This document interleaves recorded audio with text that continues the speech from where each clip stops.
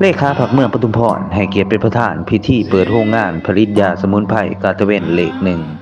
วันที่24ตุลาปี2025ที่ผ่านมานี้อยู่ที่บ้านสโนดเมืองปทุมพรแขวงจำปาสักและมีพิธีเปิดโรงงานผลิตยาสมุนไพรกาตะเวนเลขหนึ่งอย่างคึกคืนและเต็มไปด้วยความยินดีในพิธีมีการเข้าร่วมของบรรดาแขกที่รับเชิญจากหลายภาคส่วนโดยมีท่านสมจิตแพงสวัสดิ์กรรมการพรรคแขวงเลขาคณะบริหารงานพรรคเมืองปทุมพรให้เกียรติเป็นประธานพิธีเปิดโรงงานท่านแก้วตาญาวงศาห้องเลขาพรรคเมืองประธานองค์การกฎกาพรรคลาดเมืองพร้อมด้วยบรรดาหัวหน้าของการที่เกี่ยวข้องขันเมืองและบรรดาแขกที่ถือเสื้อเข้าร่วมอย่างพร้อมเพรียง